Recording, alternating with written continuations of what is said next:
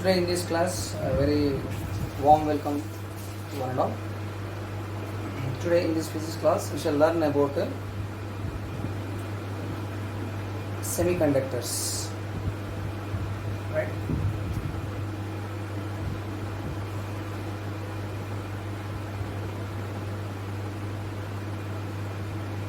First of all, the semiconductors are classified into two types: intrinsic semiconductors, extrinsic semiconductors. So what are intrinsic semiconductors? They are the pure form of semiconductors. And what are extrinsic semiconductors? These semiconductors are formed after doping. That means impure form, we can say. These are impure form, and these are of two types again. These are of two types, that is p-type semiconductor and n-type semiconductors. In p-type semiconductors, the majority charge carriers are holes, and in n-type semiconductors, the majority charge carriers are electrons. So what are the examples of these intrinsic semiconductors? Means we can take silicon, germanium, tellurium. These are all examples for intrinsic semiconductors we can make. So then what happens in the intrinsic semiconductors? We can say that in intrinsic semiconductors, a number of positive charge carriers must be equal to number of negative charge carriers. That means a number of holes must be equal to a number of electrons, free electrons, in the case of intrinsic semiconductor. But in the case of extrinsic semiconductors, what is happening in the p-type? A number of holes must be greater than the number of electrons. And in n-type semiconductors, what happens? Number of electrons must be greater than the number of holes. So this is about introduction about extrinsic semiconductor and intrinsic semiconductor. Now, next, let us see in depth about the formation of extrinsic semiconductor. How extrinsic semiconductors are formed. Let us see.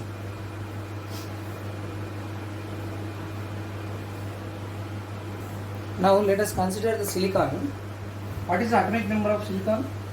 Silicon atomic number is 14. Right? Now if you see the electronic configuration of the silicon, we get 1s2, 2s2, 2p6 and 3s2, 3p2. 2 plus 2 4, 4 plus 6 10, 10 plus 2 12, 12 plus 2 14. 14 electrons are present in the silicon. Now if 14 electrons are present in the silicon, then what happens actually? In the excited states, what happens? If it is excited, that means if it is if I want to increase the stable state of the silicon, then what happens? One electron from the s orbital will be jumping over the three. Here we have three shells, that is px, py, pz. Three orbitals are there, and in s orbital you have two electrons filled, and p orbital one electron. One empty shell is there, no? So into this shell, this electron will be jumping.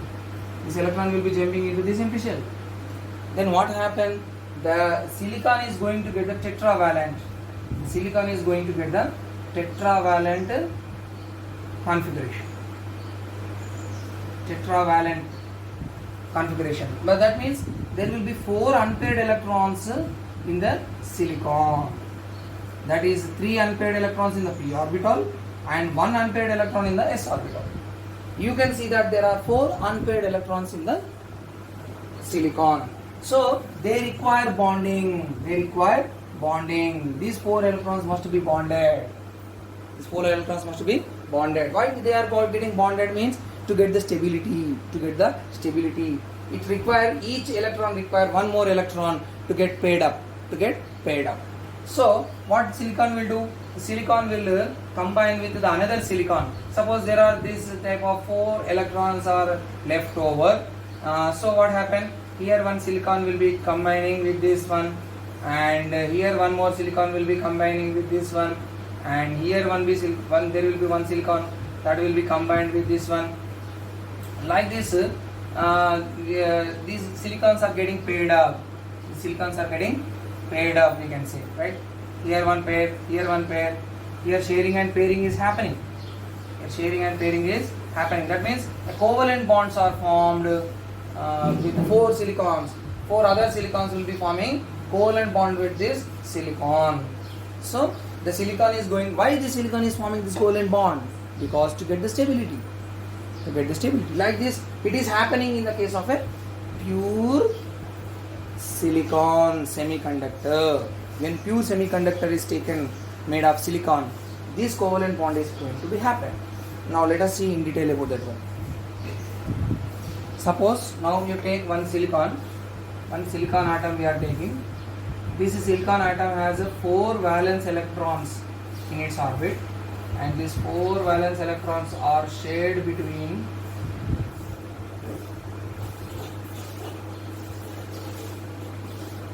with another silicon atoms like this.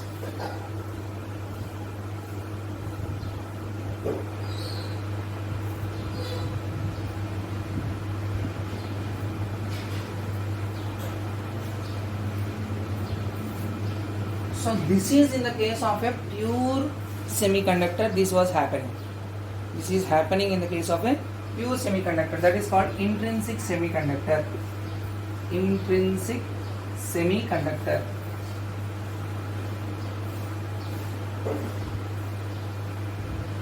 So this because of this reason, what happened? Intrinsic semiconductor will have they are equally shared and paired. That's why number of electrons must be equal to number of holes. So nothing can be drawn from this. Very less amount of energy can be drawn from this type of semiconductors. So for that reason, what we are going to do is next we are going to do doping. If these intrinsic semiconductors are added with the impurities called pentavalent impurity or trivalent impurity. Pentavalent impurity or trivalent impurities. These 2 types of impurities are going to be added to semiconductor. What are pentavalent impurities? Pentavalent impurities you can take as what we call phosphorus, okay, phosphorus, arsenic,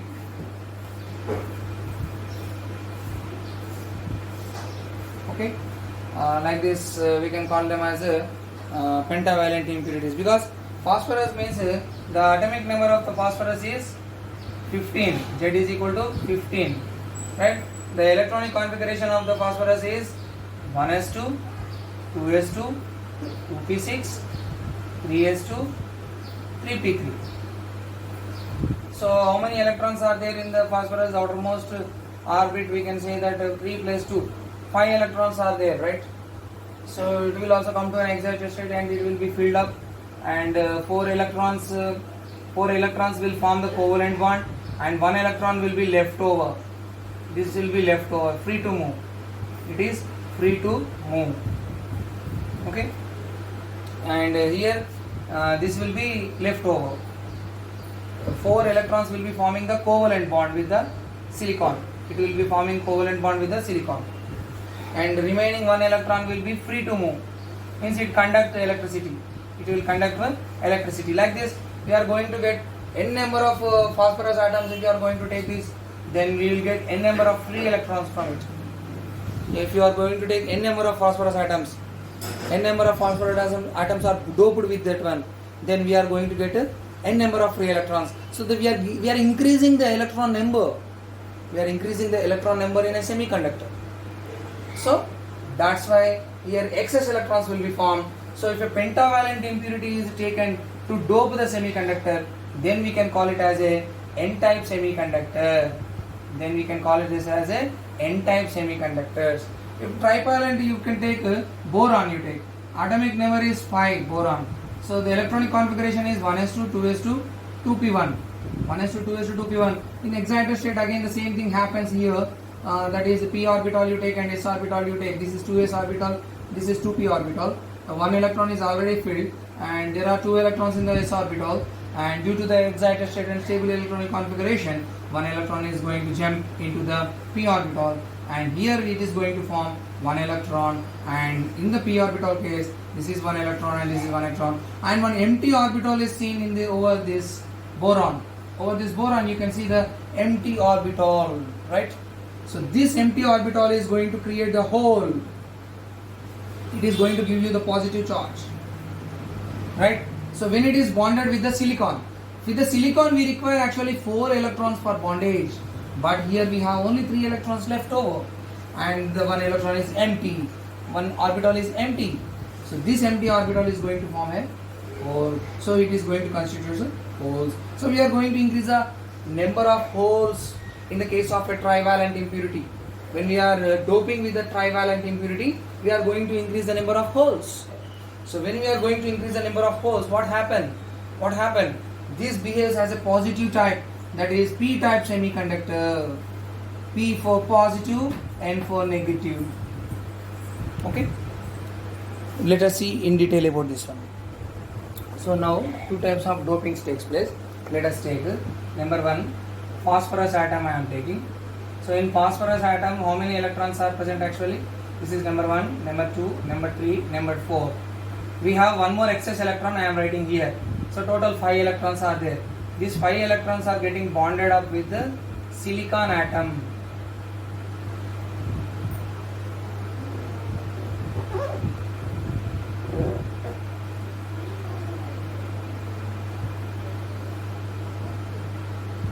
One silicon atom, one silicon electron, and one phosphorus electron.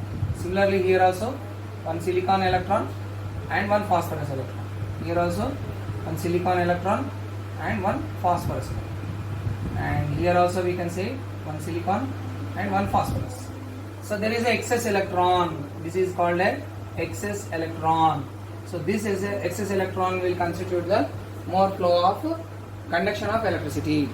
This excess electron conducts the electricity. So when pentavalent impurities is dropped, so excess of electrons we are getting. So that's why this is called as a N-type semiconductor. It is called as N-type semiconductor. N-type semiconductor. N-type semiconductor have excess number of negative charges. Negative charges, that means electrons. N-type semiconductors have more number of electrons. Electrons are the charge carriers, majority charge carriers. Majority charge carriers. Majority charge carriers are electrons. Minority charge carriers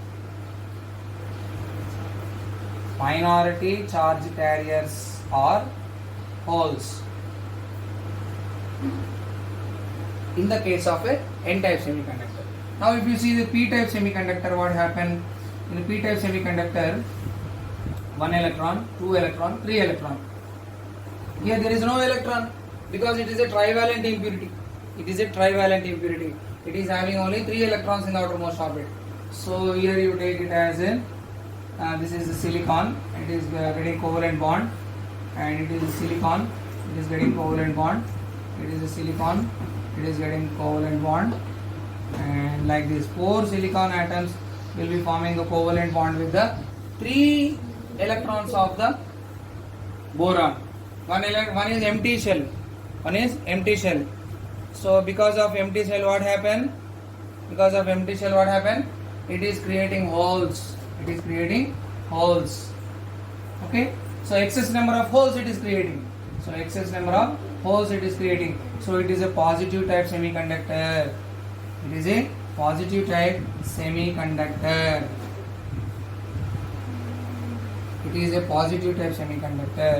So in this positive type semiconductors, the positive charges are holes here, and so majority charge carriers are holes. Majority number of holes are present, and minority number of electrons are present. Minority charge carriers are electrons. So like this we can distinguish between N-type semiconductor and P-type semiconductors. P-type semiconductors is formed by the pentavalent.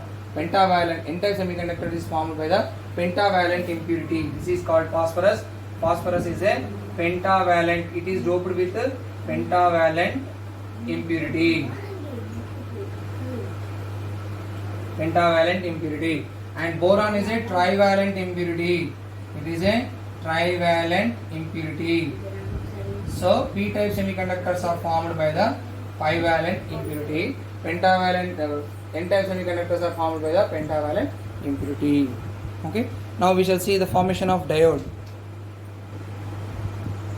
Now simply a pure semiconductor is taken, it is going to give very less electronic device characteristics. We are getting very less, means the power supply is very less. So what we are going to do is, we are going to combine this p-type semiconductor and n-type semiconductor.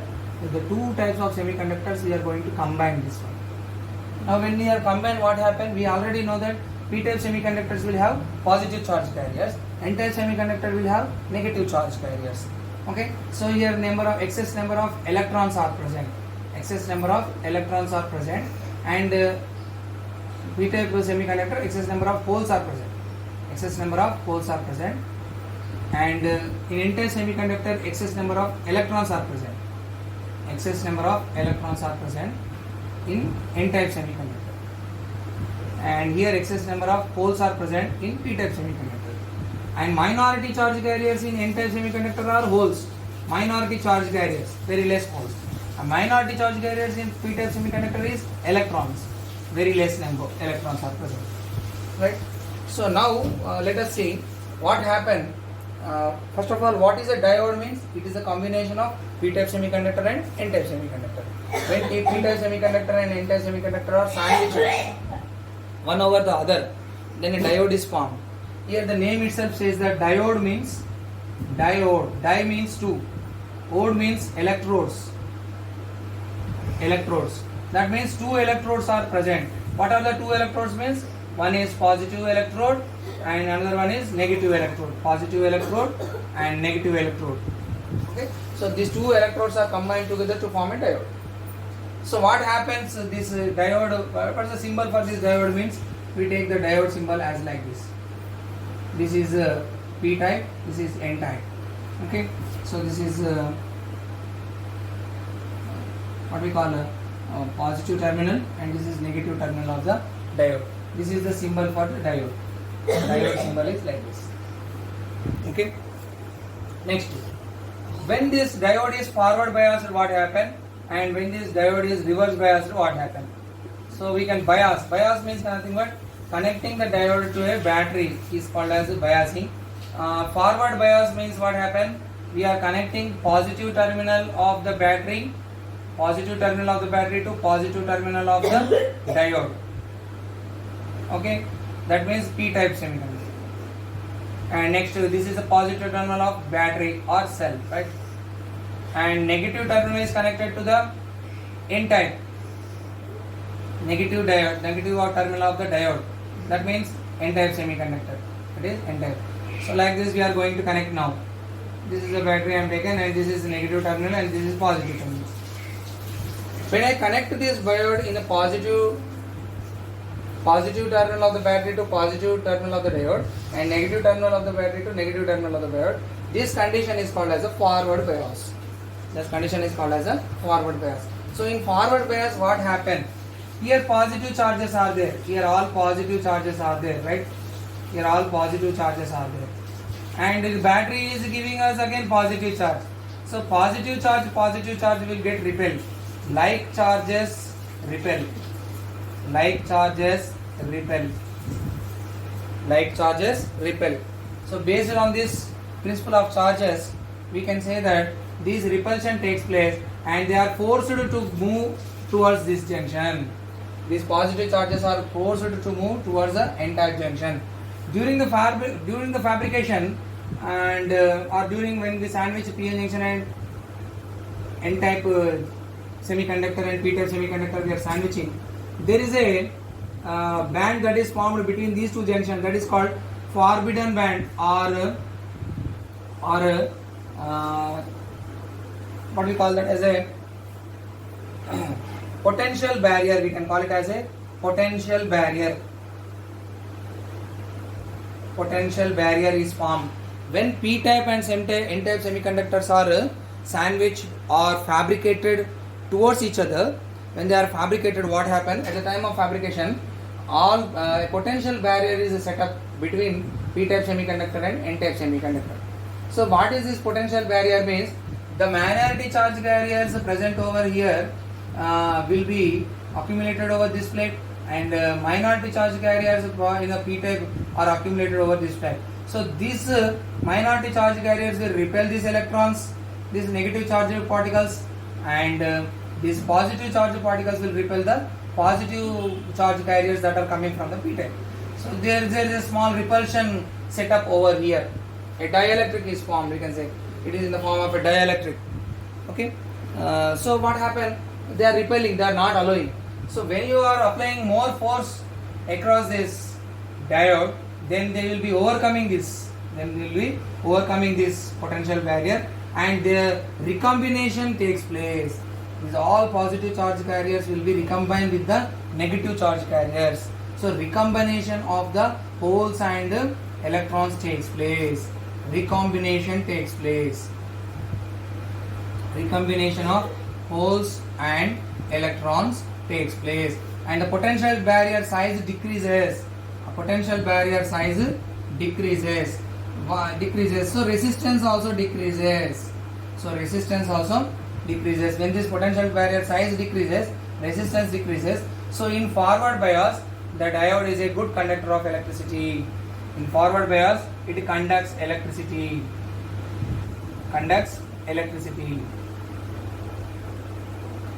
In forward bias, it is a very good conductor.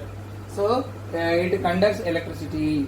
In forward bias, every diode will conduct electricity. The current passes from P to N with less resistance. Due to less resistance, the current passes from P to N.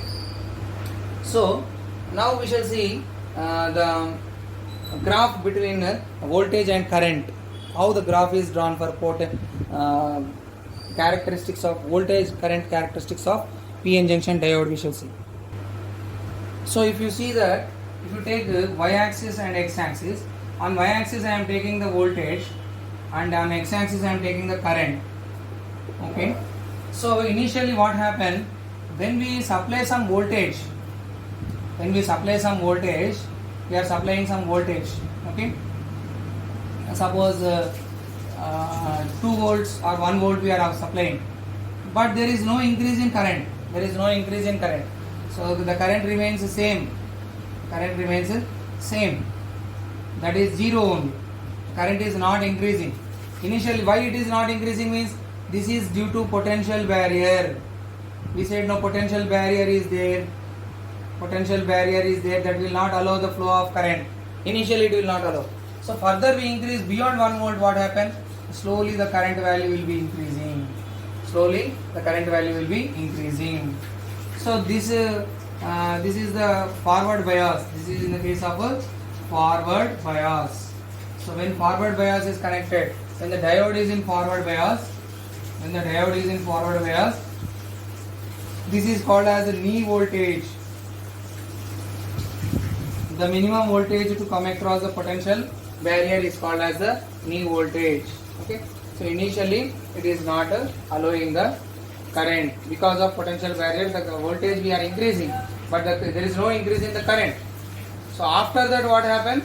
Whenever we increase the current, whenever we increase the voltage beyond this, we are increasing the voltage to 2 volts, 3 volts, 4 volts. We are increasing the voltage. Okay.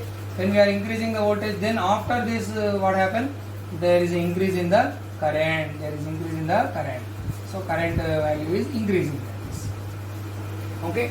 So this is happening in the case of a forward bias. It is happening like this. Okay.